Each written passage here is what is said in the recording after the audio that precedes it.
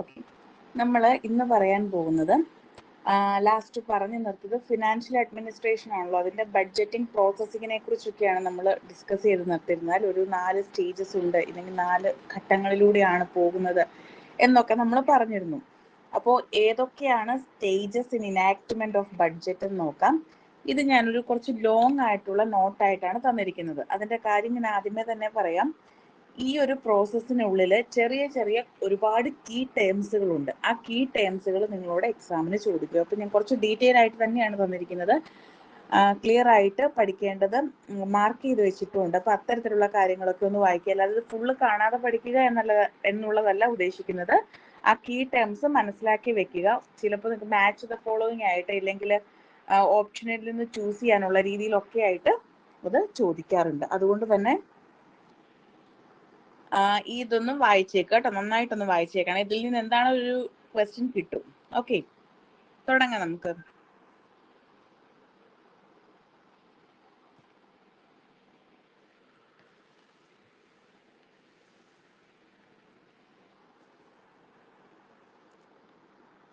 Okay, നമ്മുടെ budget process in India എന്ന് പറയുന്നത് പ്രധാനമായിട്ടും 6 സ്റ്റേജസിലൂടെയാണ് കടന്നു പോകുന്നത്. അതിൽ ഫസ്റ്റ് വൺ എന്ന് പറയുന്നത് പ്രസന്റേഷൻ ഓഫ് ബഡ്ജറ്റ് ആണ്. Then general discussion, scrutiny by departmental committees, voting on demands for grants, passing of appropriation bill, passing of finance bill. ഇങ്ങനെ 6 സ്റ്റേജസിലൂടെയാണ് ബഡ്ജറ്റ് പ്രോസസ്സ് ഇന്ത്യയിൽ നടക്കുന്നത്. ഓരോ സ്റ്റേജസും എന്തൊക്കെയാണെന്ന് നോക്കാം. ഈ പ്രസന്റേഷൻ ഓഫ് ബഡ്ജറ്റ് എന്നതുകൊണ്ട് ഉദ്ദേശിക്കുന്നത്, നോർമലി നമ്മുടെ സഭയിൽ ബില്ല് അവതരിപ്പിക്കണമല്ലോ. അപ്പൊ ആ ബില്ല് അവതരിപ്പിക്കുന്നതിനെയാണ് പ്രസന്റേഷൻ ഓഫ് ബഡ്ജറ്റ് കൊണ്ട് ഉദ്ദേശിക്കുന്നത്. ഒരു 2017 വരെ നമ്മുടെ ലാസ്റ്റ് വർക്കിംഗ് ഡേ ഓഫ് ഫെബ്രുവരിയിലായിരുന്നു ബഡ്ജറ്റ് അവതരിപ്പിച്ചുകൊണ്ടിരുന്നത്. എന്നാൽ 2017 ശേഷം ബഡ്ജറ്റ് 1 ഫെബ്രുവരിയിലേക്ക് മാറ്റിയിട്ടുണ്ട്. അപ്പൊ അതുവരെ ഫെബ്രുവരിയുടെ ലാസ്റ്റ് വർക്കിംഗ് ഡേയിലായിരുന്നു ബഡ്ജറ്റ് അവതരിപ്പിച്ചിരുന്നതെങ്കിൽ 2017 മുതൽ 1 ഫെബ്രുവരിയിലേക്ക് അതിന്റെ ഡേറ്റ് മുന്നോട്ടാക്കി എടുത്തിട്ടുണ്ട്. അതിന്റെ റീസൺ എന്താണെന്ന് നമ്മൾ ഇനി പറയും കേട്ടോ. ഓക്കെ, അപ്പോൾ ബഡ്ജറ്റ് നമ്മൾ എന്ത് ചെയ്യും? ലോക്സഭയിൽ അവതരിപ്പിക്കും. ലോക്സഭയിൽ അവതരിപ്പിച്ചതിന് ശേഷം രാജ്യസഭയിലേക്ക് വിടുവാണ് അല്ലേ. ആരാ ബഡ്ജറ്റ് അവതരിപ്പിക്കുന്നത്? ബഡ്ജറ്റ് അവതരിപ്പിക്കുന്നത് ആരാ? ലോക്സഭയിൽ ബഡ്ജറ്റ് അവതരിപ്പിക്കുന്നത് ആരാ?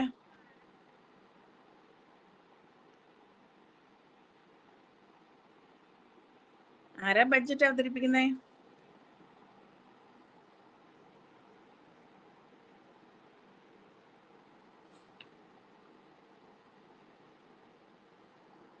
ഓക്കെ, ഫിനാൻസ് മിനിസ്റ്റർ ആണ് അല്ലേ. ഫിനാൻസ് മിനിസ്റ്റർ ആണ് ബഡ്ജറ്റ് അവതരിപ്പിക്കുന്നത്.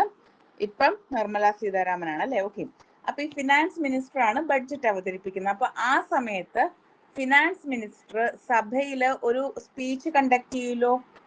അതായത് വരും വർഷങ്ങളിൽ ഏതൊക്കെ കാര്യങ്ങൾക്കാണ് നീക്കിയിരിപ്പ് നടത്തിയിരിക്കുന്നത്, ഇല്ലെങ്കിൽ ഏതിനൊക്കെ എത്രയൊക്കെ രൂപ വീതം വെച്ചാണ് അനുവദിച്ചിരിക്കുന്നത് തുടങ്ങിയ കാര്യങ്ങളെല്ലാം ഉൾക്കൊള്ളിച്ചുകൊണ്ട് ഫിനാൻസ് മിനിസ്റ്റർ ഒരു സ്പീച്ച് നടത്തും. ആ സ്പീച്ചിനെ നമ്മൾ ബഡ്ജറ്റ് സ്പീച്ച് എന്നാണ് പറയുന്നത്. അപ്പോൾ അതൊരു ക്വസ്റ്റ്യൻ ആയിട്ട് വരാം. ഇമ്പോർട്ടന്റ് പോയിന്റ് ആണ്, പഠിച്ചു വെച്ചേക്ക്. എന്താണ് ബഡ്ജറ്റ് സ്പീച്ച്? ബഡ്ജറ്റ് സ്പീച്ച് എന്ന് പറഞ്ഞാൽ എന്താണ്?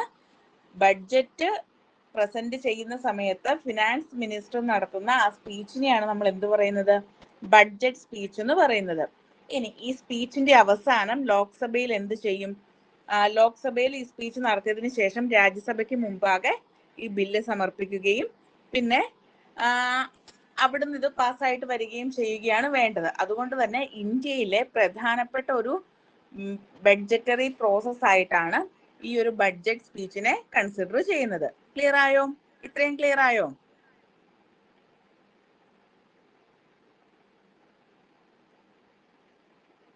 ഓക്കെ ആണോ?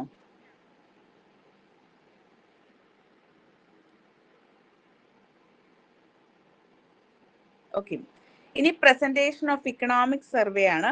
ഇക്കണോമിക് സർവേ എന്ന് പറഞ്ഞു കഴിഞ്ഞാൽ, ഓക്കെ, ഇക്കണോമിക് സർവേ എന്ന് പറഞ്ഞു കഴിഞ്ഞാൽ the report prepared by the ministry of finance indicates the status of the national economy.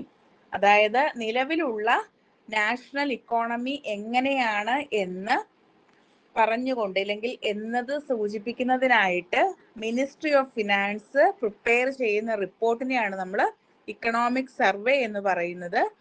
നമ്മുടെ ബഡ്ജറ്ററി പ്രോസസ്സിന്റെ വളരെ ഇമ്പോർട്ടൻ്റ് ആയിട്ടുള്ള ഒരു പാർട്ടാണ് ഇക്കണോമിക് സർവേ എന്ന് പറയുന്നത്. ആൻഡ് ഈ പറയുന്ന ബഡ്ജറ്റ് അവതരിപ്പിച്ചതിന് ശേഷം ഒന്നോ അല്ലെങ്കിൽ 2 or more ഡേയ്സിന് ശേഷം പാർലമെന്റിൽ പ്രസന്റ് ചെയ്യുകയാണ് ഇക്കണോമിക് സർവേ ചെയ്യുന്നത്. ക്ലിയർ ആയോ? അതായത് ബഡ്ജറ്റ് അവതരിപ്പിച്ചതിന് ശേഷം ഒന്നെങ്കിൽ നെക്സ്റ്റ് ഡേ അല്ലെങ്കിൽ ഒരു 2 or more ഡേയ്സിന് ശേഷം പാർലമെന്റിൽ സമർപ്പിക്കുന്ന റിപ്പോർട്ടാണ് ഇക്കണോമിക് സർവേ എന്ന് പറയുന്നത്. ആ ഇക്കണോമിക് സർവേയിൽ ഇൻക്ലൂഡ് ചെയ്തിരിക്കുന്നത് മിനിസ്ട്രി ഓഫ് ഫിനാൻസ് ആ ഒരു കാലഘട്ടത്തിൽ അല്ലെങ്കിൽ ആ ഒരു പീരീഡിൽ നാഷണൽ ഇക്കോണമിയുടെ സ്റ്റേറ്റസ് എങ്ങനെയാണ് എന്നുള്ളതാണ് അതിൽ പറയുന്നത്. ഓക്കെ ആണോ? ഓക്കെ. ഇനി നേരത്തെ ഇല്ലെങ്കിൽ നമ്മൾ പറഞ്ഞല്ലോ 2017 തൊട്ടാണ് ഈ 1 ഫെബ്രുവരിയിലേക്ക് ബഡ്ജറ്റ് അവതരിപ്പിക്കുന്ന ഡേറ്റ് ചേഞ്ച് ചെയ്തതെന്ന് പറഞ്ഞല്ലോ. അതിനു മുൻപ് വരെ ബഡ്ജറ്റും ഈ ഇക്കണോമിക് സർവേ റിപ്പോർട്ടും ഒരുമിച്ചാണ് പാർലമെന്റിന് മുൻപാകെ സമർപ്പിച്ചിരുന്നത്. ഇപ്പോഴാണ് ബഡ്ജറ്റ് അവതരിപ്പിച്ചതിന് ശേഷം 2 or more ഡേയ്സിനുള്ളിൽ സമർപ്പിക്കുന്ന ഒരു സിറ്റുവേഷനിലേക്ക് എത്തിച്ചേർന്നിരിക്കുന്നത്. അപ്പോ ഇതാണ് പ്രസന്റേഷൻ ഓഫ് ബഡ്ജറ്റ് അല്ലെങ്കിൽ ഫസ്റ്റ് സ്റ്റേജ് എന്ന് പറയുന്നത്. ഇനി രണ്ടാമത്തെ സ്റ്റേജ് എന്ന് പറയുന്നത് ജനറൽ ഡിസ്കഷൻസ് ആണ്. അതായത് ആദ്യത്തെ സ്റ്റേജ് കടന്നു പോയതിനു ശേഷം രണ്ടാമത്തെ സ്റ്റേജിൽ എന്ത് ചെയ്യും? ഇതിൽ ഉൾക്കൊള്ളിച്ചിരിക്കുന്ന കാര്യങ്ങളെ കുറിച്ച് പാർലമെന്റിൽ ഇരു സഭകളിലും എന്ത് ചെയ്യും? ഒരു ഡിസ്കഷൻ കണ്ടക്ട് ചെയ്യും. ഏകദേശം ഒരു 3-4 ദിവസത്തിനുള്ളിൽ തന്നെ എന്ത് ചെയ്യും? ഈ ഡിസ്കഷൻസ് അവസാനിപ്പിക്കുന്നതായിട്ടാണ് ഇതുവരെയും കണ്ടുവരുന്നത്. അതായത് ഒരു 3 to 4 ഡേയ്സ് ആണ് ഈ ഒരു ഡിസ്കഷൻ ടൈം എന്ന് പറയുന്നത്. ഈ സമയത്താണ് ലോക്സഭ എന്ത് ചെയ്യുന്നത്? ഇതിൽ ഉൾക്കൊള്ളിച്ചിരിക്കുന്ന കാര്യങ്ങളെ കുറിച്ചൊക്കെ ഡീറ്റെയിൽ ആയിട്ടുള്ള ഡിസ്കഷൻസ് നടത്തുന്നതും അതുപോലെ തന്നെ ഇതുമായിട്ട് ബന്ധപ്പെട്ടിട്ട് എന്തെങ്കിലുമൊക്കെ മോഷൻസ്, ഇപ്പൊ നോ കട്ട് മോഷൻസ് എന്നൊക്കെ പറഞ്ഞിട്ട് കുറെ സാധനങ്ങളുണ്ട്. അപ്പൊ അത്തരത്തിലുള്ള കാര്യങ്ങളൊക്കെ കൊണ്ടുവരണോ വേണ്ടയോ എന്നൊക്കെ തീരുമാനിക്കുന്നത് ഈ ഒരു ജനറൽ ഡിസ്കഷന്റെ സമയത്താണ്. ഈ മോഷൻസ് ഒക്കെ നമ്മൾ ഇനി പഠിക്കും കേട്ടോ, അതുകൊണ്ടാണ് ഇപ്പോൾ പറയാത്തത്. ഇനി മൂന്നാമത്തെ സ്റ്റേജ് എന്ന് പറയുന്നത് സ്ക്രൂട്ടിനി ബൈ ഡിപ്പാർട്ട്മെന്റൽ കമ്മിറ്റീസ് ആണ്. നമുക്കറിയാം പാർലമെന്റിന് ധാരാളം കമ്മിറ്റീസ് ഉണ്ട് അല്ലെ. അത്തരത്തിലുള്ള ഡിപ്പാർട്ട്മെന്റൽ കമ്മിറ്റീസിന്റെ വിശദമായ പരിശോധന അല്ലെങ്കിൽ സൂക്ഷ്മ പരിശോധനയാണ് മൂന്നാമത്തെ സ്റ്റേജ് എന്ന് പറയുന്നത്. ഇരു സഭകളിലും ജനറൽ ഡിസ്കഷന് ശേഷം പാർലമെന്റ് എന്ത് ചെയ്യും? ഒരു 3 or 4 വീക്സിലേക്ക് പിരിച്ചുവിടും. പിരിച്ചുവിട്ടതിന് ശേഷം നമ്മുടെ പാർലമെന്റിന്റെ 24 ഡിപ്പാർട്ട്മെന്റൽ സ്റ്റാൻഡിംഗ് കമ്മിറ്റീസ് ഉണ്ട്. ഈ 24 ഡിപ്പാർട്ട്മെന്റൽ സ്റ്റാൻഡിംഗ് കമ്മിറ്റീസും ഇതിനെക്കുറിച്ച് വിശദമായിട്ടുള്ള പഠനം നടത്തുകയും റിപ്പോർട്ട് പ്രിപ്പയർ ചെയ്യുകയും ഇരു സഭകൾക്ക് മുൻപിലായി സമർപ്പിക്കുകയും ചെയ്യും. അപ്പോ അങ്ങനെയാണ് മൂന്നാമത്തെ സ്റ്റേജ് പ്രവർത്തിക്കുന്നത്. ക്ലിയർ ആയോ? മൂന്നാമത്തെ സ്റ്റേജ് ക്ലിയർ ആയോ? മൂന്നാമത്തെ സ്റ്റേജ് ക്ലിയർ ആയോ? ഓക്കെ ആണോ? ഒന്നുകൂടെ പറയണോ? ഏതെങ്കിലും സ്റ്റേജ് ഇതുവരെ ഫസ്റ്റും സെക്കൻഡും സ്റ്റേജും പറഞ്ഞതില് ഏതാ പറയേണ്ടത്? ഒന്നാണോ രണ്ടാണോ? രണ്ടും പറയണോ? അല്ല, ഞാൻ 2 സ്റ്റേജസ് ആകെ പറഞ്ഞുള്ളൂ. 2 stages. Sorry, third stage. Okay, third stage എന്ന് പറയുന്നത് ജനറൽ ഡിസ്കഷന് ശേഷം നമ്മുടെ പാർലമെന്റിന് സ്റ്റാൻഡിംഗ് കമ്മിറ്റീസ് ഉണ്ട്. അത്തരത്തിലുള്ള ഡിപ്പാർട്ട്മെന്റൽ സ്റ്റാൻഡിംഗ് കമ്മിറ്റീസ് ഈ പറയുന്ന ബഡ്ജറ്റ് ബില്ലിനെ കുറിച്ച് വിശദമായിട്ട് പഠിക്കുകയും റിപ്പോർട്ട് തയ്യാറാക്കുകയും ചെയ്യുന്ന സ്റ്റേജ് ആണ് സ്ക്രൂട്ടിനി ബൈ ഡിപ്പാർട്ട്മെന്റൽ കമ്മിറ്റീസ് എന്ന് പറയുന്നത്. ഈ സ്റ്റേജിൽ ഏകദേശം ഒരു 3 to 4 വീക്സോളം പാർലമെന്റിനെ പിരിച്ചുവിടുകയും ആ സമയത്ത് പാർലമെന്റ് സമ്മേളിക്കത്തില്ല. കാരണം ഇതിനെക്കുറിച്ചുള്ള വിശദമായിട്ടുള്ള പഠനങ്ങൾ നടത്തുന്നതിന് വേണ്ടിയിട്ട് പാർലമെന്റ് അഡ്ജേൺ ചെയ്യുകയും ഇതിനെക്കുറിച്ച് 24 ഡിപ്പാർട്ട്മെന്റൽ സ്റ്റാൻഡിംഗ് കമ്മിറ്റീസും വിശദമായിട്ടുള്ള പഠനം നടത്തി രാജ്യസഭയ്ക്കും ലോക്സഭയ്ക്കും റിപ്പോർട്ട് സമർപ്പിക്കുകയും ചെയ്യും. ക്ലിയർ ആയോ? ഓക്കെ ആണോ?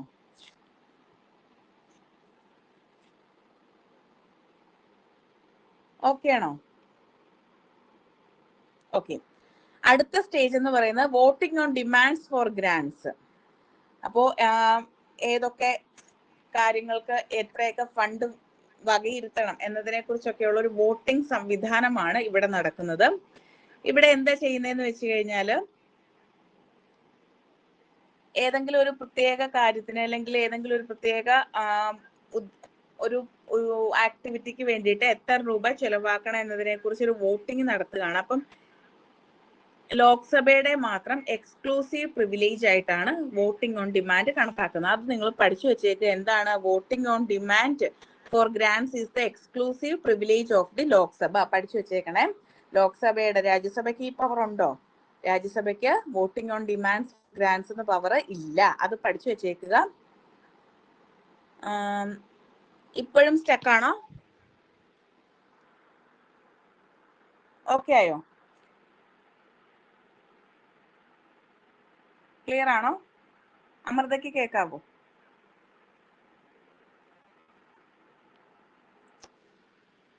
അമൃതയ്ക്ക് കേൾക്കുന്നുണ്ടോ? ഇപ്പോഴും ഇല്ല. ഒന്ന് ലീവ് ചെയ്തിട്ട് വരാവോ? ചിലപ്പോൾ അവിടുത്തെ റേഞ്ച് ഇഷ്യൂ ആയിരിക്കും.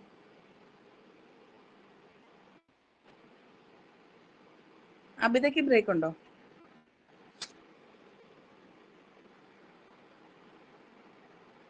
അങ്ങനെയാണെങ്കിൽ അമൃതയുടെ റേഞ്ചിന്റെ പ്രോബ്ലം ആയിരിക്കും. ഒന്ന് ലീവ് ചെയ്തിട്ട് കയറാവോ?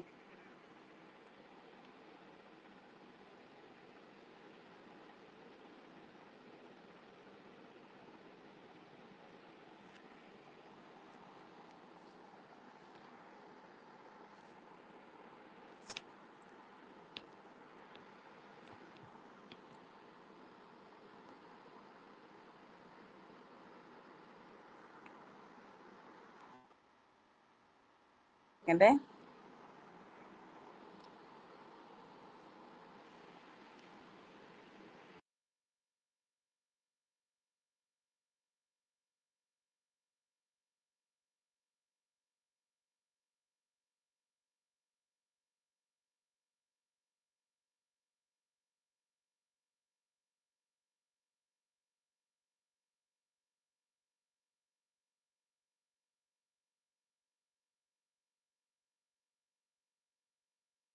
അമൃതയ്ക്ക് ഇപ്പൊ ഓക്കെ ആയോ?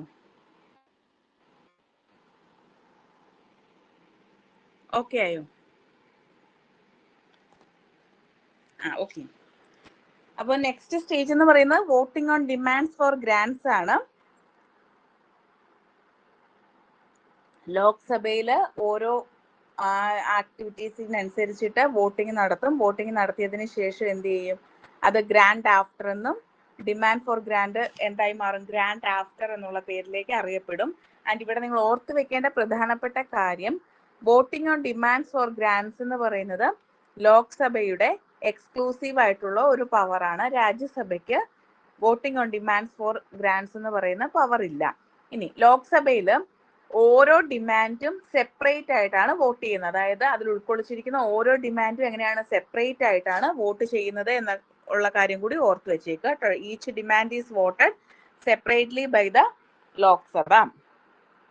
And the voting on demand for grants by the Lok Sabha is confined to the votable part of the budget in the budgetary process, and the expenditure charged to the Consolidated Fund of India can only be discussed by the Lok Sabha but not submitted to vote. ഇനി consolidated fund of India, ഇന്ത്യയുടെ consolidated ഫണ്ടുമായി ബന്ധപ്പെട്ടിട്ടില്ലെങ്കിൽ അതിൽ നിന്നും എടുക്കേണ്ട എക്സ്പെൻഡിച്ചറുമായി ബന്ധപ്പെട്ടിട്ടുള്ള കാര്യങ്ങളിൽ ലോക്സഭ മാത്രമായിരിക്കും discussion നടത്തുന്നത്. ലോക്സഭയിൽ മാത്രമായിരിക്കും ഡിസ്കഷൻ നടത്തുന്നത്. ക്ലിയർ ആയോ?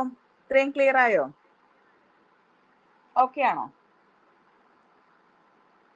ഇതിങ്ങനെ ഡീറ്റെയിൽ ആയിട്ട് നിങ്ങൾ പഠിച്ചു വെക്കേണ്ട, ജസ്റ്റ് സ്റ്റേജസ് പഠിക്കുക. എന്നിട്ട് ഈ എക്സ്ക്ലൂസീവ് പവേഴ്സ് പോലത്തെയുള്ള കാര്യങ്ങളും അതുപോലെ തന്നെ ഇതിനിടയ്ക്ക് കുറെ ടേംസുകൾ വരുന്നുണ്ട്. ആ ടേംസുകളുമാണ് പഠിച്ചു വെക്കേണ്ടത്. ഓക്കെ ആണോ?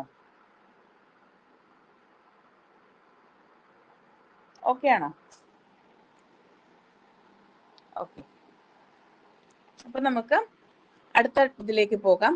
As A part of the budgetary process before voting, the Lok Sabha discusses the details of the budget and can move motions to reduce any demand for grants. അതായത് ഈ പറഞ്ഞിരിക്കുന്ന കാര്യങ്ങളിൽ എന്തെങ്കിലുമൊക്കെ റിഡക്ഷൻ നടത്തണമെന്നുണ്ടെങ്കിൽ അതുമായി ബന്ധപ്പെട്ടിട്ടുള്ള മോഷൻസ് ലോക്സഭയിൽ നമുക്ക് പാസ്സാക്കാവുന്നതാണ്, ഇല്ലെങ്കിൽ ലോക്സഭയിൽ കൊണ്ടുവരാവുന്നതാണ്. അത്തരത്തിൽ 3 തരത്തിലുള്ള മോഷൻസ് ആണുള്ളത്. കട്ട് മോഷൻ എന്ന് പറയും. 3 ടൈപ്പ് ഓഫ് കട്ട് മോഷൻസ് ഉണ്ട്. ഒന്ന് പോളിസി കട്ട് മോഷൻ, രണ്ടാമത്തേത് ഇക്കോണമി കട്ട് മോഷൻ, മൂന്നാമത്തേത് ടോക്കൺ കട്ട് മോഷൻ. ക്ലിയർ ആയോ? ക്ലിയർ ആയോ? ഞാൻ പറയുന്ന കാര്യങ്ങൾ മാത്രം ഇവിടെ പഠിച്ചാൽ മതി. പോളിസി കട്ട് മോഷൻ എന്ന് പറഞ്ഞാൽ ഡിസപ്രൂവൽ ഓഫ് ദി പോളിസി എന്നുള്ളതാണ്. അത്രയും മാത്രം പഠിച്ചാൽ മതി. അതായത് കൊണ്ടുവന്നിരിക്കുന്ന ആ ഒരു ഗ്രാന്റിന് വേണ്ടിയിട്ടുള്ള വോട്ടിംഗ് ഉണ്ടല്ലോ, അത് സഭ അംഗീകരിക്കുന്നില്ല എന്നുള്ളതാണ്, ഇല്ലെങ്കിൽ അതിനെ എതിർക്കുന്നു എന്നുള്ളതാണ് പോളിസി കട്ട് മോഷൻ കൊണ്ട് ഉദ്ദേശിക്കുന്നത്.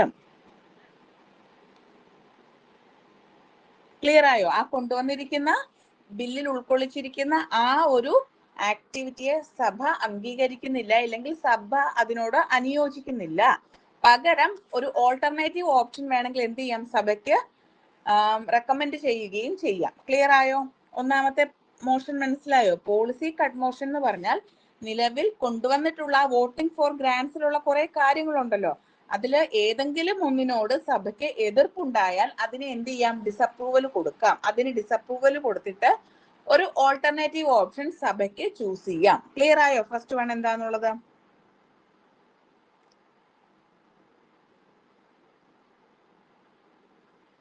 ഒന്നാമത്തേത് ക്ലിയർ ആയോ? ഓക്കെ ആണോ? ഡൗട്ട് ഉണ്ടെങ്കിൽ പറയണേ. ഇതൊരു ഇത്തിരി ഡിഫിക്കൽട്ട് ആണല്ലോ. ഇനി രണ്ടാമത്തേത് ഇക്കോണമി കട്ട് മോഷൻ ആണ്. ഇക്കോണമി കട്ട് മോഷൻ എന്ന് വെച്ച് കഴിഞ്ഞാൽ ഒരു പ്രൊപ്പോസ്ഡ് എക്സ്പെൻഡിച്ചറിൽ വകയിരുത്തിയിരിക്കുന്ന എമൗണ്ട് കുറച്ച് റെഡ്യൂസ് ചെയ്യാനുള്ള സഭയുടെ കപ്പാസിറ്റിയാണ് ഇക്കോണമി കട്ട് മോഷൻ എന്ന് പറയുന്നത്. സപ്പോസ് ഒരു പ്രോഗ്രാമിന് വേണ്ടിയിട്ട് 10 ലക്ഷം രൂപ വകയിരുത്തി എന്ന് വിചാരിക്കുക.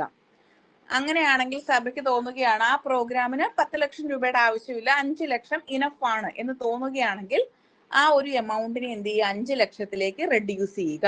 ക്ലിയർ ആയോ? ആദ്യത്തേത് കംപ്ലീറ്റ് ആയിട്ടുള്ള റിജക്ഷൻ ആണ്. രണ്ടാമത്തേത് economy cut motion, reducing the amount ആണ്. ക്ലിയർ ആയോ?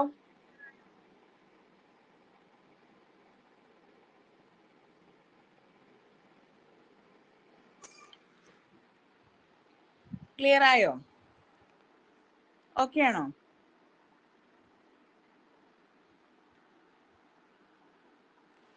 ക്ലിയർ ആയോ?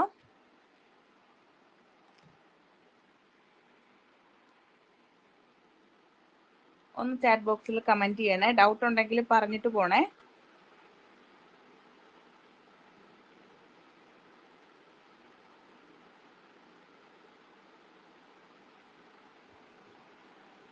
ഓക്കെ. ഇനി മൂന്നാമത്തേത് ടോക്കൺ കട്ട് മോഷൻ എന്ന് പറയും.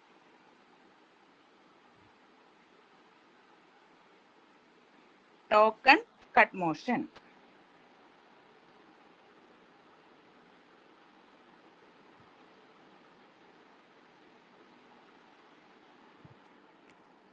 ഇത് ഞാനൊരു എക്സാമ്പിളിലൂടെ പറഞ്ഞു തരാം.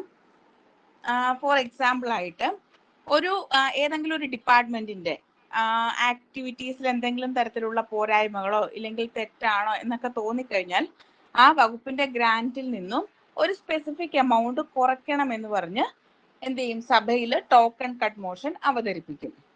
അതായത് ഇതും ഒരു ചെറിയ തുകയിലേക്ക് കുറയ്ക്കൽ എന്നുള്ള രീതിയിലാണ്, അല്ലെങ്കിൽ പ്രത്യേക ഏതെങ്കിലും ഒരു സ്പെസിഫിക് ആയിട്ടുള്ള വിഷയത്തിൽ അല്ലെങ്കിൽ ഒരു സ്പെസിഫിക് ഗ്രീവൻസസിൽ പ്രതിഷേധം അറിയിക്കാൻ വേണ്ടിയിട്ടാണ് ശരിക്കും എന്ത് ഉപയോഗിക്കുന്നത്? ടോക്കൺ കട്ട് മോഷൻ ഉപയോഗിക്കുന്നത്. ക്ലിയർ ആയോ? ഏതെങ്കിലും ഒരു സ്പെസിഫിക് ഗ്രീവൻസസിൽ സഭയുടെ ഇല്ലെങ്കിൽ അവരുടെ ഒരു പ്രതിഷേധം അറിയിക്കാൻ വേണ്ടിയിട്ടാണ് ഈ ടോക്കൺ കട്ട് മോഷൻ ഉപയോഗിക്കുക. ഇവിടെ ഒരു 100 രൂപ കുറയ്ക്കുക എന്നുള്ളത് ഒരു എക്സാമ്പിൾ ആയിട്ടാണ് കേട്ടോ പറഞ്ഞിരിക്കുന്നത്. അതായത് ആ തുകയുടെ ഒരു 100 രൂപ കുറയ്ക്കുക, എന്നാൽ അതിന് ഒരു റിഡക്ഷൻ ഉണ്ടാക്കുക, ഇല്ലെങ്കിൽ അതിനെതിരെ ആയിട്ടൊന്ന് റെസ്പോണ്ട് ചെയ്യുക എന്നുള്ളതാണ് ഈ ടോക്കൺ കട്ട് മോഷൻ കൊണ്ട് ഉദ്ദേശിക്കുന്നത്. ക്ലിയർ ആയോ? ഓക്കെ ആണോ?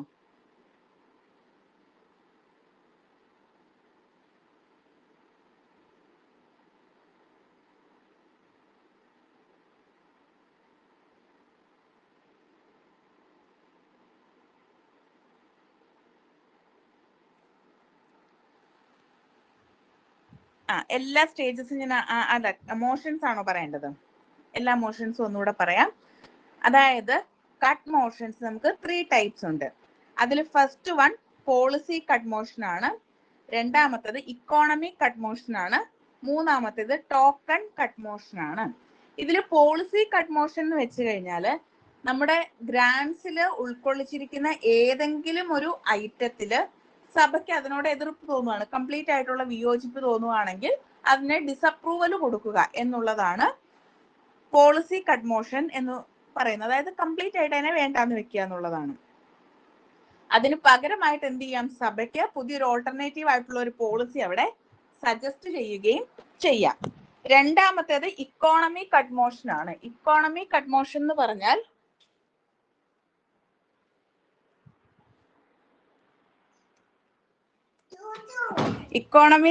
എന്ന് പറഞ്ഞു കഴിഞ്ഞാൽ ഒരു സഭ ഒരു ഗ്രാന്റിന്റെ കാര്യത്തിൽ ഒരു പർട്ടിക്കുലർ എമൗണ്ട് വകയിരുത്തിയെന്ന് വിചാരിക്കുക, ഇല്ലെങ്കിൽ ഒരു 10 ലക്ഷം രൂപയാണ് ഏതെങ്കിലും ഒരു ഐറ്റത്തിന് വേണ്ടിയിട്ട് കൊടുത്തിരിക്കുന്നതെന്ന് വിചാരിക്കുക. ആ 10 ലക്ഷം രൂപ ആ ഒരു കാര്യം സക്സസ്ഫുൾ ആക്കുന്നതിന് ആവശ്യം ഉണ്ടാവില്ല. അങ്ങനെയാണെങ്കിൽ അതിനെ റെഡ്യൂസ് ചെയ്ത് അതിന്റെ ഹാഫ് ആക്കുവാണ്, ഇല്ലെങ്കിൽ എത്രയാണോ അതിന് ഇനഫായിട്ട് വേണ്ടത് അതിലേക്ക് അതിനെ മാറ്റുന്നു. അതാണ് ഇക്കോണമിക് കട്ട് മോഷൻ എന്ന് പറയുന്നത്. ഒരു സ്പെസിഫൈഡ് എമൗണ്ടിലേക്ക് നിലവിലുള്ള എമൗണ്ടിനെ കുറയ്ക്കുന്നതിനെയാണ് ഇക്കോണമിക് കട്ട് മോഷൻ എന്ന് പറയുന്നത്. ഇനി മൂന്നാമത്തേത് ടോക്കൺ കട്ട് മോഷൻ ആണ്. ടോക്കൺ കട്ട് മോഷൻ എന്ന് പറഞ്ഞാൽ ഒരു സ്പെസിഫിക് ആയിട്ടുള്ള ഒരു ഗ്രീവൻസ്, അതിലുള്ള പ്രതിഷേധം അറിയിക്കുന്നതിന് വേണ്ടിയിട്ട് അതിനനുവദിച്ചിരിക്കുന്ന എമൗണ്ട് കുറയ്ക്കുന്ന രീതിയാണ് ടോക്കൺ കട്ട് മോഷൻ എന്ന് പറയുന്നത്. ടോക്കൺ കൊടുക്കാന്ന് വെച്ചാൽ അഡ്വാൻസ് കൊടുക്കാന്നല്ലേ, അതുപോലെ തന്നെ ആ ഒരു കാര്യത്തിന് വേണ്ടി വകയിരുത്തിയിരിക്കുന്ന എമൗണ്ടിൽ നിന്നും കുറച്ച് രൂപ ഡിഡക്ട് ചെയ്യുന്നു. അങ്ങനെ ചെയ്യുന്ന സമയത്ത് സഭയിലുള്ള ആളുകൾ എന്ത് ചെയ്യാണ്, അവരുടെ പ്രതിഷേധം അറിയിക്കുകയാണ് അതിനോട് ചെയ്യുന്നത്. ക്ലിയർ ആയോ? അതാണ് ഇവിടെ amount of the demand be reduced by ₹100 എന്ന് പറഞ്ഞിരിക്കുന്നത്. ക്ലിയർ ആയോ? ഓക്കെ ആയോ? ഓക്കെ, ഇത് മൂന്നും പഠിച്ചോണം കേട്ടോ, ഇമ്പോർട്ടന്റ് ആണ്. ഓക്കെ, അടുത്തത് ഗില്ലറ്റിൻ ആണ്. എന്താണ് ഗില്ലറ്റിൻ? കേട്ടിട്ടുണ്ടോ ഗില്ലറ്റിൻ? ഗില്ലറ്റിൻ എന്ന് പറഞ്ഞ് കേട്ടിട്ടുണ്ടോ?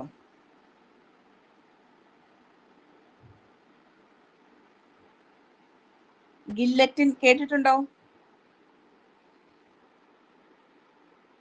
ഗില്ലറ്റിൻ എന്താ?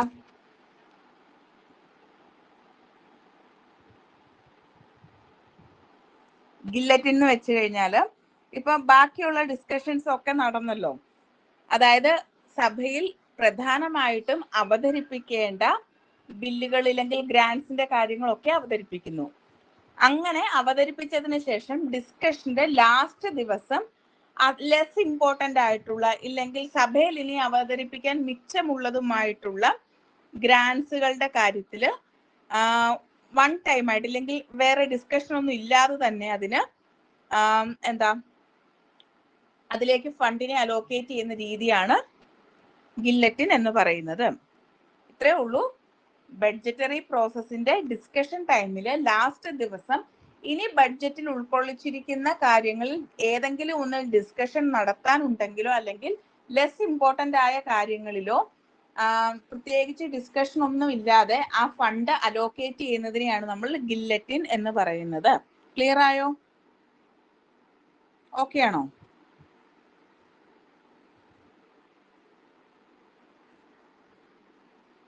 ഓക്കെ, ഇനിയുള്ളത് അടുത്ത സ്റ്റേജ് ആണ് passing of appropriation bill.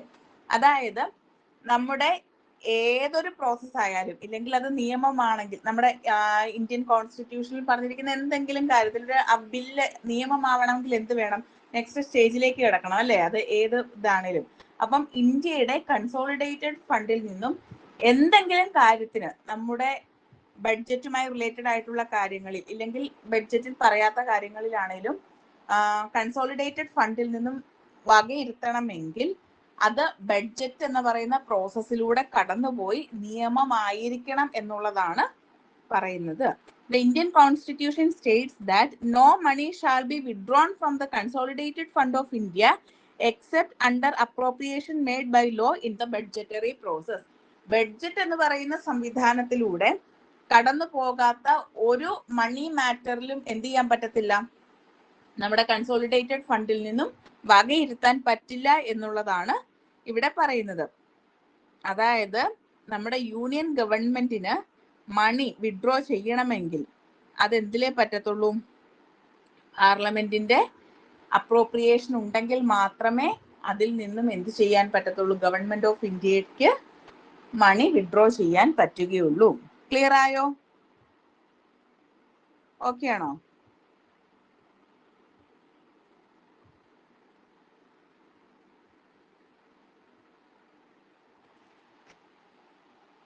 Okay ആണോ?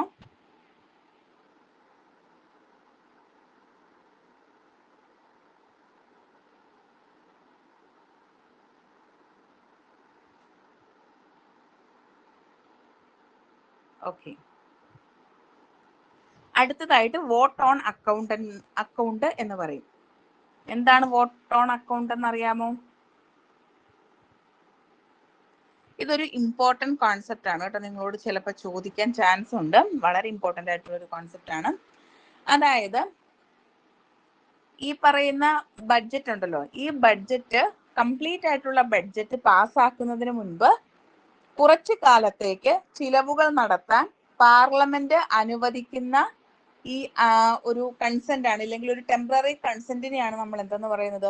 വോട്ട് ഓൺ അക്കൗണ്ട് എന്ന് പറയുന്നത്.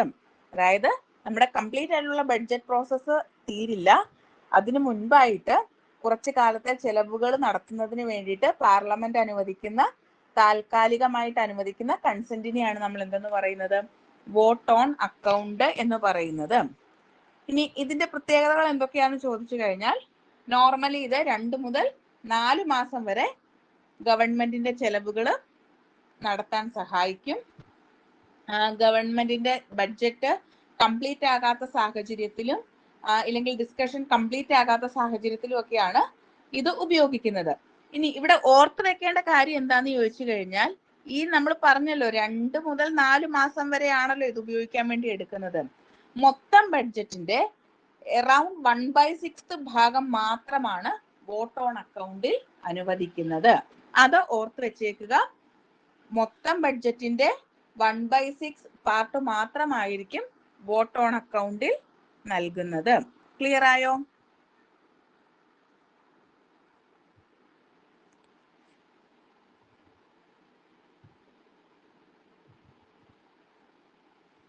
ഓക്കെ ആണോ?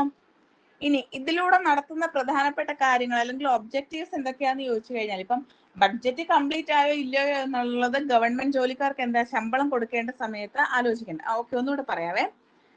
വോട്ട് ഓൺ അക്കൗണ്ട് എന്നതുകൊണ്ട് ഉദ്ദേശിക്കുന്നത്,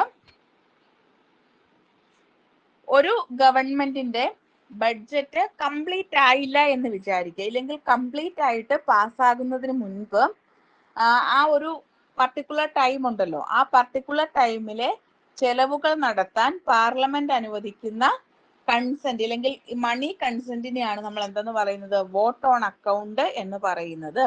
സാധാരണയായിട്ട് 2 മാസം മുതൽ 4 മാസം വരെ ഇത്തരത്തിൽ ഗവൺമെന്റിന്റെ ചെലവുകൾ നടത്താൻ വേണ്ടിയിട്ടാണ് ഇത് ഉപയോഗിക്കുന്നത്.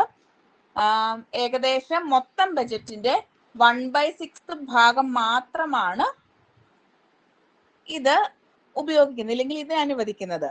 ഇതൊരു ഫോർമാലിറ്റി പോലെയാണ്, അല്ലാതെ വലിയ നമ്മൾ ഈ പറഞ്ഞ പോലെ ഡിസ്കഷൻ കാര്യങ്ങൾ, ഈ കംപ്ലീറ്റ് ബഡ്ജറ്റ് പാസ്സാക്കുന്നത് പോലെ വലിയ ഡിസ്കഷനും കാര്യങ്ങളും ഒന്നുമില്ല. ജസ്റ്റ് ഒരു ഫോർമാലിറ്റി പോലെ ചെറിയൊരു ഡിസ്കഷനിലൂടെ എന്ത് സംഭവിക്കും? ഈ വോട്ട് ഓൺ അക്കൗണ്ട് നടപ്പിലാക്കി എടുക്കാൻ പറ്റും അല്ലേ? പുതിയ ഇക്കണോമിക് ഇയർ ഇല്ലെങ്കിൽ ഫിനാൻഷ്യൽ ഇയർ തുടങ്ങുന്ന സമയത്താണ് വോട്ട് ഓൺ അക്കൗണ്ട് തുടങ്ങുന്നത്.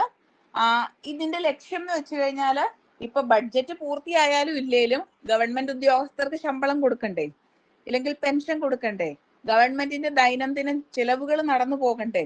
ഇങ്ങനെയുള്ള കാര്യങ്ങളൊക്കെ നടപ്പിലാക്കാൻ വേണ്ടിയിട്ടാണ് ഈ വോട്ട് ഓൺ അക്കൗണ്ടിൽ ക്രെഡിറ്റ് ആകുന്ന മണി ഉപയോഗിക്കുന്നത്. ക്ലിയർ ആയോ? ക്ലിയർ ആയോ? ഒന്നുകൂടെ പറയണോ? ഓക്കെ. ഇനി ഞാൻ ആദ്യമേ പറഞ്ഞില്ലേ, നമ്മുടെ ഗവൺമെന്റ് 2017 വരെ ഫെബ്രുവരി ലാസ്റ്റ് ദിവസം അല്ലെങ്കിൽ ലാസ്റ്റ് വർക്കിംഗ് ഡേയിലായിരുന്നു ഈ ബഡ്ജറ്റ് അവതരിപ്പിച്ചിരുന്നത്. എന്നാൽ ഇപ്പോൾ ഫെബ്രുവരി 1 അവതരിപ്പിക്കുന്നു എന്ന് പറഞ്ഞില്ലേ? അതിന്റെ കാരണം എന്താണെന്ന് ചോദിച്ചാൽ ഇത്തരത്തിലുള്ള വോട്ട് ഓൺ അക്കൗണ്ട് സാഹചര്യം ഒഴിവാക്കാൻ വേണ്ടിയിട്ടാണ് ഗവൺമെന്റ് കുറച്ചുകൂടെ നേരത്തെ ബഡ്ജറ്റ് അവതരിപ്പിക്കാൻ തുടങ്ങിയത്. ക്ലിയർ ആയോ?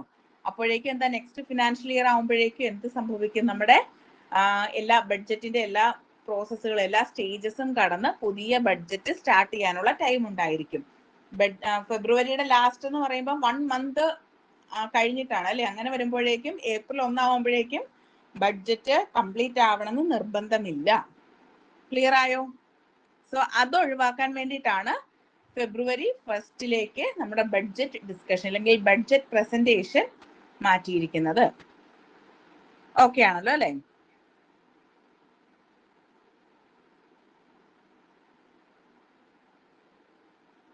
ഓക്കെ, ഇനി next stage passing of finance ബില്ലാണ്.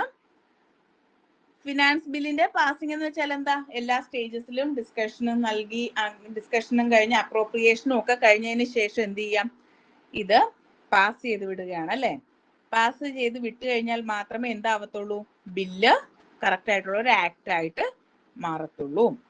സോ ഒരു മണി ബില്ലിന് ആപ്ലിക്കബിൾ ആകുന്ന എല്ലാ കണ്ടീഷൻസും ഒരു ഫിനാൻസ് ബില്ലിന് അല്ലെങ്കിൽ ഒരു ബഡ്ജറ്റ് ബില്ലിന് ആപ്ലിക്കബിൾ ആണ് എന്നുള്ളത് കൂടി പഠിച്ചു വെച്ചേക്കുക കേട്ടോ.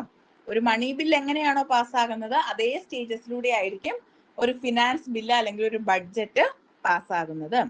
അങ്ങനെ ബഡ്ജറ്റ് പാസ്സായതിനു ശേഷം പ്രസിഡന്റ് സൈൻ ചെയ്തു വന്നാൽ അല്ലെങ്കിൽ പ്രസിഡന്റിന്റെ അസന്റ് വിത്തിൻ 75 ഡേയ്സ് ആണ് കേട്ടോ പ്രസിഡന്റിന്റെ അസന്റ് കിട്ടേണ്ടത്. പ്രസിഡന്റ് സൈൻ ചെയ്തു വന്നാൽ മാത്രമേ ബഡ്ജറ്റ് ബില്ലെന്ന് മാറി ആക്ട് ആയിട്ട് മാറുകയുള്ളൂ. ക്ലിയർ ആയോ? അതോടുകൂടി ആ എമൗണ്ട് എന്ത് ചെയ്യാം? യൂട്ടിലൈസ് ചെയ്യാൻ തുടങ്ങാം. ക്ലിയർ ആയോ? ഇങ്ങനെയാണ് സ്റ്റേജസ് ഓഫ് ദി ബഡ്ജറ്റ് എന്ന് പറയുന്നത്. എല്ലാ സ്റ്റേജും ഒന്നുകൂടി പറയണോ? ക്ലിയർ ആയോ?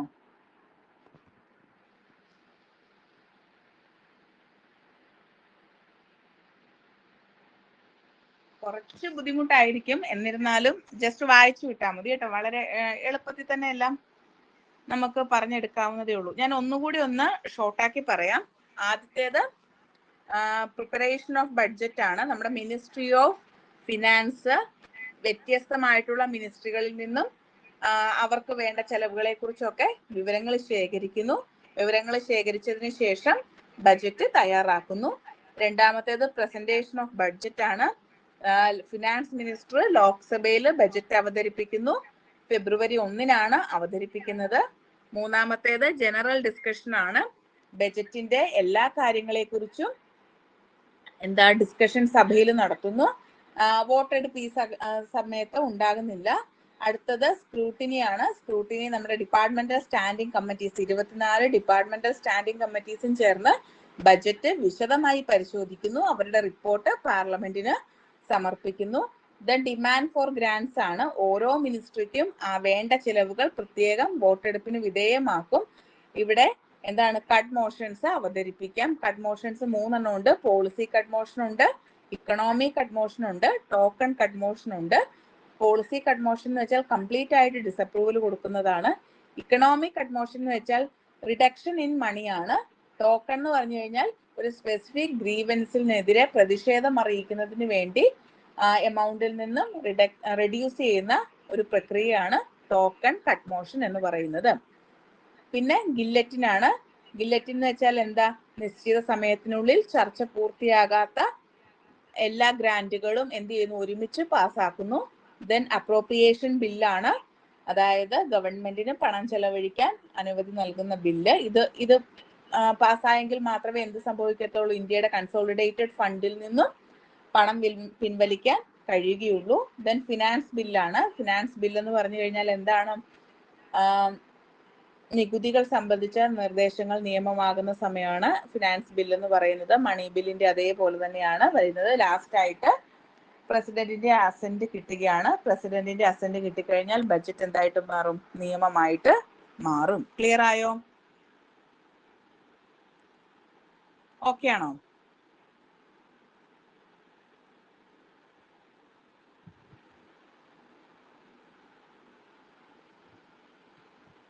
ഓക്കെ, ഇത് ഞാൻ പറഞ്ഞല്ലോ, ഇത്രയും ഡീറ്റെയിൽ ആയിട്ട് നിങ്ങൾ പഠിക്കേണ്ട, ജസ്റ്റ് ആ ടേമുകളൊക്കെ തന്നെ പഠിക്കുക കേട്ടോ.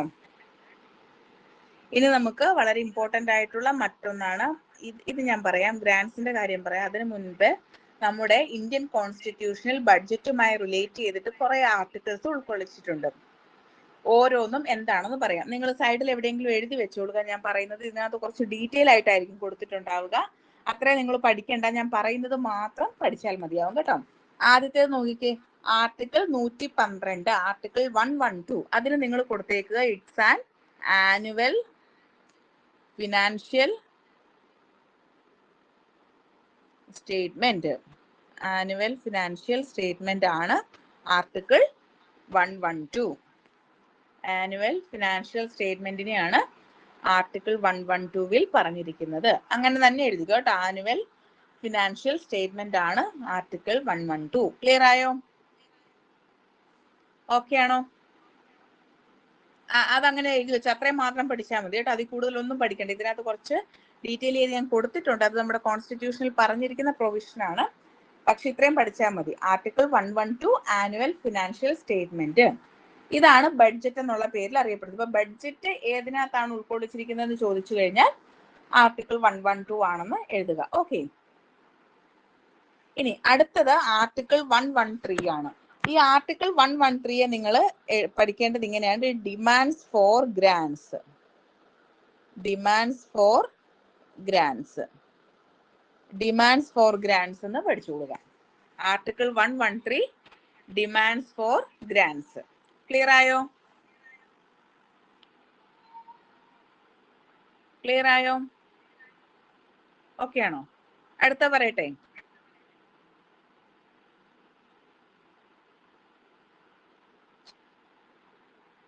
ഓക്കെ.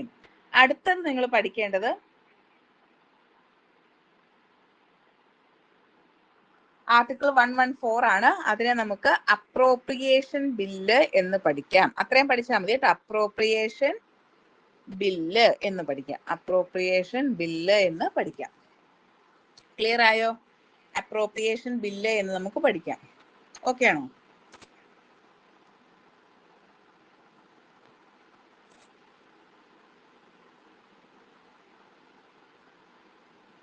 ഓക്കെ ആണോ? അപ്രോപ്രിയേഷൻ ബില്ലാണ് ആർട്ടിക്കിൾ 114. ഓക്കെ ആണോ? ഓക്കെ. അടുത്തത് ആർട്ടിക്കിൾ 116 ആണ്. ആർട്ടിക്കിൾ 116 നമുക്ക് വോട്ട് ഓൺ അക്കൗണ്ട് എന്ന് എഴുതാം. Vote on account.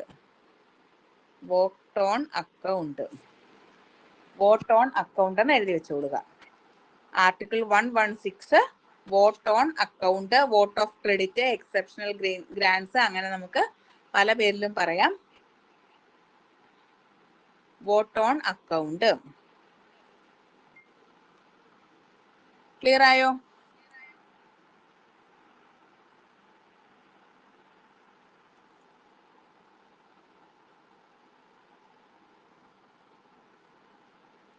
Okay. Next article 117 ആണ്. ഒറ്റ വാക്കിൽ എഴുതിക്കോ, it's finance bill. Finance bill. ഈ എഴുതി തരുന്ന കാര്യങ്ങൾ മാത്രം നിങ്ങൾ ഈ ആർട്ടിക്കിളിൽ പഠിച്ചാൽ മതി കേട്ടോ. ഈ നീണ്ടു നിവർന്ന് കിടക്കുന്ന സെന്റൻസുകളൊന്നും പഠിക്കണ്ട. ജസ്റ്റ് ഈ ഒരു കീ ടേംസുകൾ മാത്രം പഠിച്ചു വെച്ചാൽ മതി. ഫിനാൻസ് ബില്ലാണ് ആർട്ടിക്കിൾ 117 എന്ന് പറയുന്നത്. ക്ലിയർ ആയോ? ഇനി ഞാൻ ഇതിനകത്ത് ഉൾക്കൊള്ളിക്കാത്ത ഒരെണ്ണം ഉണ്ട്, അതുകൂടി നിങ്ങൾ എഴുതി വെച്ചോളുക. ആർട്ടിക്കിൾ 110. ആർട്ടിക്കിൾ 110. എന്താണ് ആർട്ടിക്കിൾ 110 പറയുന്നത്? ആർട്ടിക്കിൾ 110 പറയുന്നത് എന്താ? ആർട്ടിക്കിൾ 110 പറയുന്നത് മണി ബിൽ. മണി ബിൽ അതുകൂടെ എഴുതി വെച്ചോളുക. മണി ബില്ലാണ് ആർട്ടിക്കിൾ 110 പറയുന്നത്. ഓക്കെ ആണോ? ക്ലിയർ ആയോ? ഇന്ത്യൻ കോൺസ്റ്റിറ്റ്യൂഷണൽ ബഡ്ജറ്റുമായി റിലേറ്റഡ് ആയിട്ടുള്ള ആർട്ടിക്കിൾസ് ഓക്കെ ആണല്ലോ? ഓക്കെ. ഇനി നമുക്ക് ഗ്രാൻസുകൾ ഏതൊക്കെയാണെന്ന് നോക്കാം. ഗ്രാൻസുകളില് സപ്ലിമെന്ററി ഗ്രാന്റ് ആണ് ഒന്നാമത്തേത് വരുന്നത്. സപ്ലിമെന്ററി ഗ്രാൻസ് എന്താണെന്നറിയാവോ? സപ്ലിമെന്ററി ഗ്രാൻസ്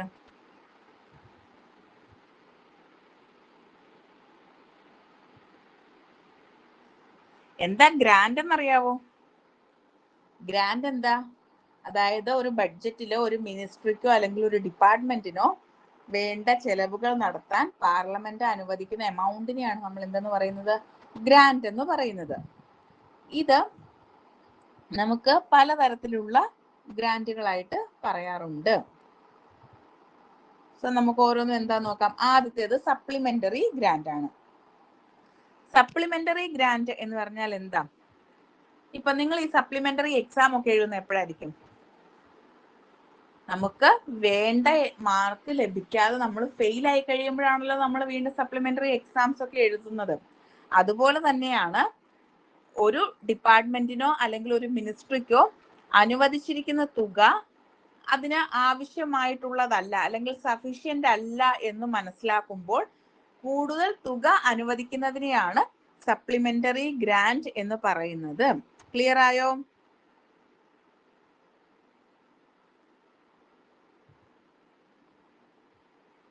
Clear ആയോ? The amount authorized by the parliament for a particular service for the current financial year is found to be insufficient for that year. ആ ഒരു വർഷത്തേക്ക് ഒരു പർട്ടിക്കുലർ ഡിപ്പാർട്ട്മെന്റിനോ മിനിസ്ട്രിക്കോ അനുവദിച്ചിരിക്കുന്ന എമൗണ്ട് സഫീഷ്യന്റ് അല്ല എന്ന് മനസ്സിലാകുമ്പോൾ കൂടുതൽ തുക അനുവദിക്കുന്നതിനെയാണ് സപ്ലിമെന്ററി ഗ്രാന്റ് എന്ന് പറയുന്നത്. ക്ലിയർ ആയല്ലോ? ഇനി രണ്ടാമത്തേത് അഡീഷണൽ ഗ്രാന്റ് ആണ്. അഡീഷണൽ ഗ്രാന്റ് എന്ന് പറഞ്ഞാൽ നിലവിൽ ബഡ്ജറ്റിൽ ഉൾക്കൊള്ളിക്കാത്ത ഏതെങ്കിലും ഒരു ചെലവിന് വേണ്ടി അല്ലെങ്കിൽ ഒരു പുതിയ ചെലവിന് വേണ്ടിയിട്ട് അനുവദിക്കുന്ന ഗ്രാന്റിനെയാണ് അഡീഷണൽ ഗ്രാന്റ് എന്ന് പറയുന്നത്.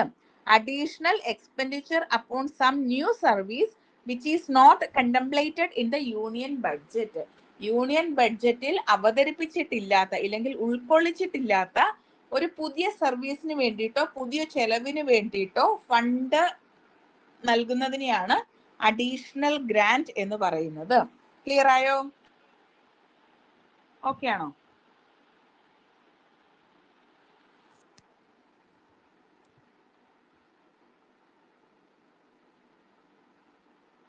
ക്ലിയർ ആയോ?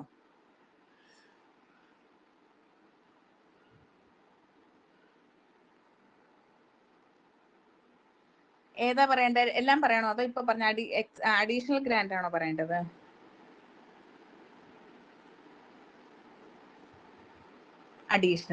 അഡീഷണൽ ഗ്രാന്റ് എന്ന് പറഞ്ഞാൽ നിലവിൽ ബഡ്ജറ്റിൽ ഉൾക്കൊള്ളിച്ചിട്ടില്ലാത്ത ഒരു കാര്യത്തിന് വേണ്ടി ഒരു സർവീസിന് വേണ്ടിയിട്ട് തുക വകയിരുത്തുന്നതിനെയാണ് അഡീഷണൽ ഗ്രാന്റ് എന്ന് പറയുന്നത്.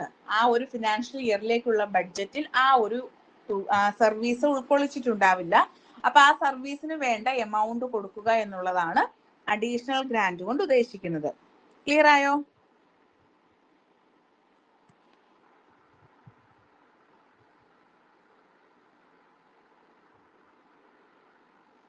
ഓക്കെ. അടുത്തത് എക്സസ് ഗ്രാന്റ് ആണ്. അതിപ്പോ നേരെ ഓപ്പോസിറ്റ് ആയിരിക്കും അല്ലെ? ഏതെങ്കിലും ഒരു സർവീസിന് വേണ്ടിയിട്ട് എന്ത് ചെയ്യുന്നു? തുക അനുവദിക്കുന്നു. ആ തുക അനുവദിച്ചതിന് അധികമായി പോയി എന്ന് വിചാരിക്കുക എമൗണ്ട്. അതായത് മുൻപ് ചെലവഴിച്ചതിൽ അധികമായി പോയ തുക പിന്നീട് അംഗീകരിക്കുന്നതിനെയാണ് എന്തെന്ന് പറയുന്നത്? എക്സസ് ഗ്രാന്റ് എന്ന് പറയുന്നത്. മുൻപ് ചെലവഴിച്ചതിൽ അധികമായി പോയ തുക പിന്നീട് അംഗീകരിക്കുന്നു. ആ ഒരു പർട്ടിക്കുലർ ടൈമിൽ അതിന് അത്രയും രൂപ എന്ത് ചെയ്യുന്നുണ്ടാവില്ല, കൊടുത്തിട്ടുണ്ടാവത്തില്ല. പക്ഷെ അതിന് അഡീഷണൽ എമൗണ്ട് ആയി. അത് സഭ അംഗീകരിക്കുന്നതിനെയാണ് എന്തെന്ന് പറയുന്നത്? എക്സസ് ഗ്രാന്റ് എന്ന് പറയുന്നത്. പക്ഷെ ഇവിടെ ഓർക്കേണ്ട ഒരു കാര്യം, ഈ സംഭവം അപ്രൂവൽ ആര് കൊടുത്തിരിക്കണം? പബ്ലിക് അക്കൗണ്ട്സ് കമ്മിറ്റി അപ്രൂവൽ ചെയ്തെങ്കിൽ മാത്രമേ പാർലമെന്റ് ഇതിന് അനുമതി നൽകത്തുള്ളൂ. അപ്പൊ എക്സസ് ഗ്രാന്റിന് അനുമതി ലഭിക്കണമെങ്കിൽ അത് ആരുടെ അപ്രൂവൽ വേണം? പബ്ലിക് അക്കൗണ്ട്സ് കമ്മിറ്റിയുടെ അപ്രൂവൽ ഉണ്ടെങ്കിൽ മാത്രമേ ഈ ഒരു ഗ്രാന്റ് അനുവദിച്ച് നൽകത്തുള്ളൂ. ക്ലിയർ ആയോ?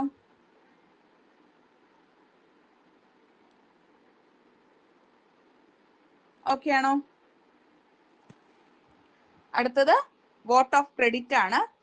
വോട്ട് ഓഫ് ക്രെഡിറ്റ് എന്ന് പറഞ്ഞു കഴിഞ്ഞാൽ വളരെ സിമ്പിൾ ആണ്.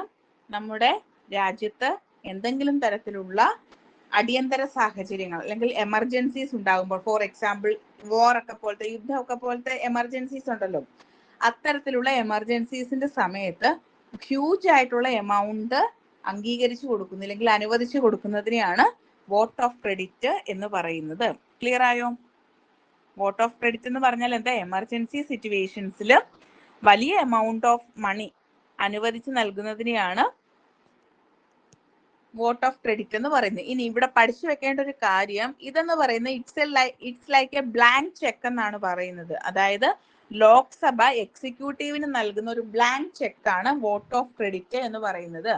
കാരണം എമർജൻസി വരുമെന്നുള്ള കാര്യം നമുക്കറിയില്ല, ആ എമർജൻസിക്ക് എത്ര രൂപ വേണം എന്നുള്ള കാര്യം നമുക്കറിയില്ല. കാരണം കൃത്യമായിട്ട് ബഡ്ജറ്റിൽ എന്ത് ചെയ്യാൻ പറ്റത്തില്ല, അതിനുള്ള എമൗണ്ട് വകയിരുത്താൻ പറ്റത്തില്ല. സോ അതുകൊണ്ട് തന്നെ ഒരു ബ്ലാങ്ക് ചെക്ക് പോലെയാണ് അതിനകത്ത് പറയുന്നത്. ബ്ലാങ്ക് ചെക്കിന്റെ പ്രത്യേകത എന്താ? അതിനകത്ത് എത്ര രൂപയാണ് പിൻവലിക്കേണ്ടത് എന്നുള്ളത് എഴുതിയിട്ടുണ്ടാവില്ല അല്ലെ? അതുപോലെ തന്നെയാണ് വോട്ട് ഓഫ് ക്രെഡിറ്റും നിലനിൽക്കുന്നത്.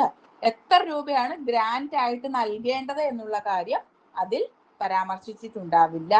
പകരം എമർജൻസി സിറ്റുവേഷനിൽ ആവശ്യമായിട്ടുള്ള എമൗണ്ട് നൽകുകയാണ് വോട്ട് ഓഫ് ക്രെഡിറ്റിലൂടെ ചെയ്യുന്നത്. ക്ലിയർ ആയോ? ക്ലിയർ ആയോ?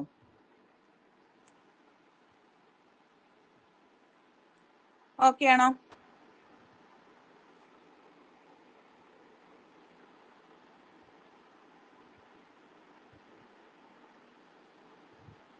ഓക്കെ, നെക്സ്റ്റ് എന്ന് പറയുന്നത് എക്സെപ്ഷണൽ ഗ്രാന്റ് ആണ് കേട്ടോ. എക്സെപ്ഷണൽ ഗ്രാന്റ് എന്ന് പറഞ്ഞു കഴിഞ്ഞാൽ ഇത്രയേ ഉള്ളൂ. സാധാരണ ബഡ്ജറ്റിൽ ഉൾപ്പെടാത്ത പ്രത്യേക ആവശ്യങ്ങൾക്കായിട്ട് ഉപയോഗിക്കുന്ന ഗ്രാന്റിനെയാണ് നമ്മൾ എന്തെന്ന് പറയുന്നത്? എക്സെപ്ഷണൽ ഗ്രാന്റ് എന്ന് പറയുന്നത്. നോർമലി അത് ബഡ്ജറ്റിൽ ഉൾക്കൊള്ളിച്ചിട്ടുണ്ടാവത്തില്ല, എന്നാൽ ഒരു പ്രത്യേക പർപ്പസിന് വേണ്ടിയിട്ട് ഇല്ലെങ്കിൽ കറന്റ് സർവീസിന്റെ പാർട്ടായിരിക്കില്ല, നിലവില് അതിനെക്കുറിച്ചൊരു ഐഡിയ ഉണ്ടാവത്തില്ല, ഇല്ലെങ്കിൽ അതിനെക്കുറിച്ചുള്ള ഒരു ചിന്ത ഉണ്ടാവില്ല, അതുകൊണ്ട് തന്നെ അത് ബഡ്ജറ്റിൽ ഉൾക്കൊള്ളിച്ചിട്ടുണ്ടാവത്തില്ല. എന്നാൽ ആ ഒരു ഫിനാൻഷ്യൽ ഇയറിൽ ആ പർട്ടിക്കുലർ സർവീസിന് ഫണ്ട് ആവശ്യമായിട്ട് വരികയാണ് എന്ന് വിചാരിക്കുക. അപ്പോൾ അനുവദിച്ച് നൽകുന്ന ഗ്രാന്റിനെയാണ് നമ്മൾ എക്സെപ്ഷണൽ ഗ്രാന്റ് എന്ന് പറയുന്നത്. ക്ലിയർ ആയോ?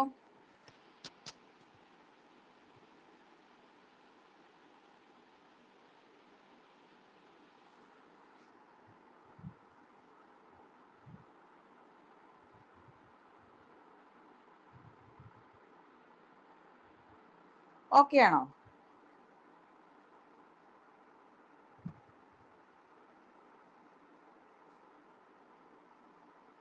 Then last one token grant ആണ്.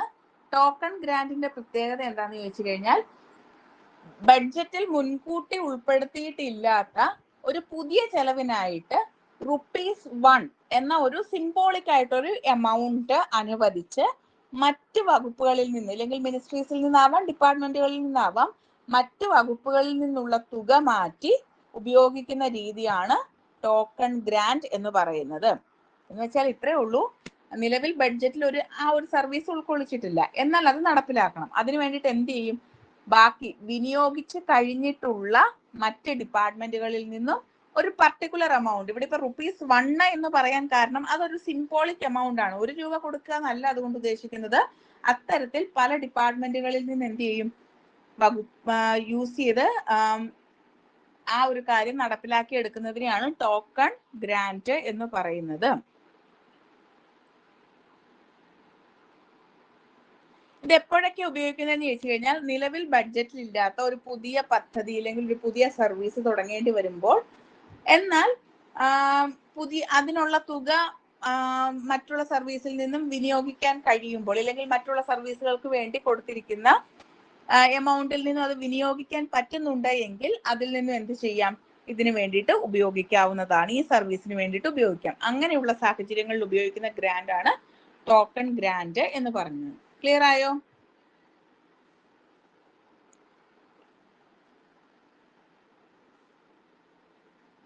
ഓക്കെ ആണോ?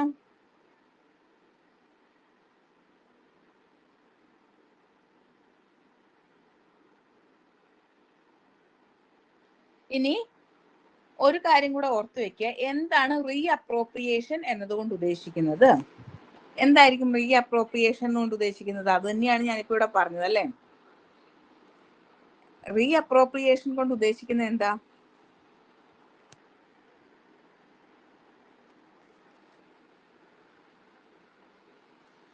ഉള്ളൂ, ഒരു ബഡ്ജറ്റിൽ ഇതിനകം അനുവദിച്ചിട്ടുള്ള ഒരു തുക അത് ആ ഹെഡിൽ നിന്നും മറ്റൊരു വകുപ്പിലേക്ക് മാറ്റി ഉപയോഗിക്കുന്നതിനെയാണ് റീ അപ്രോപ്രിയേഷൻ എന്ന് പറയുന്നത്.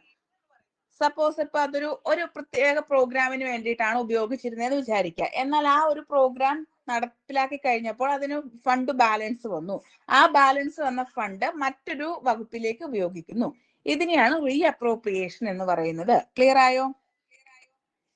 നിലവിലുള്ള ഫണ്ട് അങ്ങോട്ടും ഇങ്ങോട്ടും മാറ്റി മാറ്റി ഉപയോഗിക്കുന്നതിനെയാണ് നമ്മൾ റീ അപ്രോപ്രിയേഷൻ എന്ന് പറയുന്നത്. ഓക്കെ ആണോ?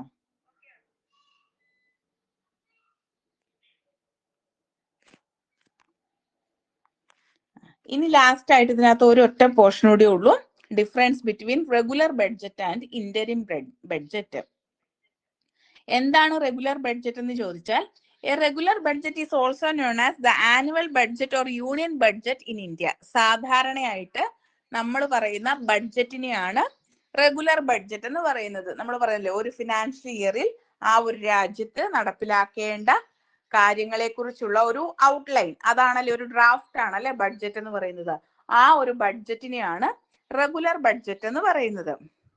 ഇതൊരു കോംപ്രിഹെൻസീവ് ആയിട്ടുള്ള ഒരു ഫിനാൻഷ്യൽ സ്റ്റേറ്റ്മെന്റ് ആണ്. ഇതിനകത്ത് ആ കറന്റ് ഫിനാൻഷ്യൽ ഇയറിൽ വരുന്ന എല്ലാ കാര്യങ്ങളും ഉൾക്കൊള്ളിച്ചിട്ടുണ്ടാകും. എന്നാൽ ഇന്ററിം ബഡ്ജറ്റ് എന്ന് പറഞ്ഞു കഴിഞ്ഞാൽ ഒരു ഇലക്ഷൻ ഇയറിൽ അല്ലെങ്കിൽ ഒരു അൺഎബിൾ ആയിട്ട് ബഡ്ജറ്റ് പ്രസന്റ് ചെയ്യാൻ പറ്റുന്നില്ലെന്ന് വിചാരിക്കുക, unable to present the budget ആണെന്ന് വിചാരിക്കുക.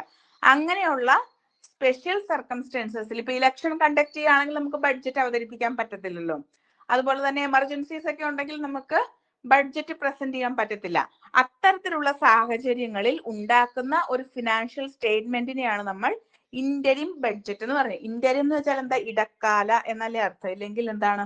ടെമ്പററി എന്നല്ലേ അർത്ഥം. അപ്പം അത്തരത്തിലുള്ള ഒരു ടെമ്പററി ആയിട്ടുള്ള ഒരു ഫിനാൻഷ്യൽ സ്റ്റേറ്റ്മെന്റിനെയാണ് ഇന്ററിം ബഡ്ജറ്റ് എന്ന് പറയുന്നത്. അപ്പൊ ഇതിന്റെ ഡിഫറൻസ് എന്തൊക്കെയാണെന്ന് നമുക്ക് നോക്കാം. ഒന്നാമത്തേത്, നോർമൽ സർക്കംസ്റ്റൻസസിലാണ് ഒരു റെഗുലർ ബഡ്ജറ്റ് പ്രസന്റ് ചെയ്യുന്നത്. എന്നാൽ ഇന്ററിം ബഡ്ജറ്റ് പ്രസന്റ് ചെയ്യുന്നത് എപ്പോഴാണ്? presented when presenting a regular budget is not feasible due to special circumstances such as the announcement of elections or disruption of the budget cycle. Election declare ചെയ്തിരിക്കുന്ന സമയത്തോ അല്ലെങ്കിൽ ഒരു unusual ആയിട്ടുള്ള സർക്കംസ്റ്റൻസസിലോ ഒക്കെയാണ് നമ്മൾ interim budget ഉപയോഗിക്കുന്നത്.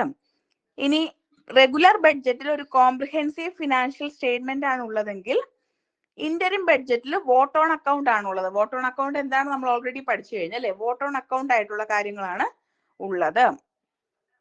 ഇനി റെഗുലർ ബഡ്ജറ്റില് മേജർ പോളിസീസും പ്രയോറിറ്റീസും, ഗവൺമെന്റിന്റെ മേജർ പോളിസീസും പ്രയോറിറ്റീസും ഒക്കെ ഇൻക്ലൂഡ് ചെയ്തിട്ടുണ്ടാകും. ഇതിനകത്ത് അത്തരത്തിലുള്ള മേജർ പോളിസീസും കാര്യങ്ങളും ഒന്നും ഉണ്ടാവില്ല. ക്ലിയർ ആയോ? ഓക്കെ ആണോ? റെഗുലർ ബഡ്ജറ്റും ഇന്ററിം ബഡ്ജറ്റും തമ്മിലുള്ള ഡിഫറൻസ് മനസ്സിലായി. ഇത്രേ ഉള്ളൂ. നോർമലി ഉള്ളത് റെഗുലർ ബഡ്ജറ്റ്, എമർജൻസി സിറ്റുവേഷൻസിൽ ഇലക്ഷൻ ടൈമിലൊക്കെ ഉള്ളത് ഇന്ററിം ബഡ്ജറ്റ്. ക്ലിയർ ആയോ? ഇത് ചിലപ്പോൾ സ്റ്റേറ്റ്മെന്റ് ആയിട്ട് നിങ്ങൾക്ക് ചോദിക്കാം കേട്ടോ. ഓക്കെ ആണോ? ഇനി നമുക്ക് ഒരു കാര്യം കൂടെ പറഞ്ഞിട്ടുന്ന വൈൻഡപ്പ് ചെയ്യായിരുന്നു. ഓക്കെ ആണോ?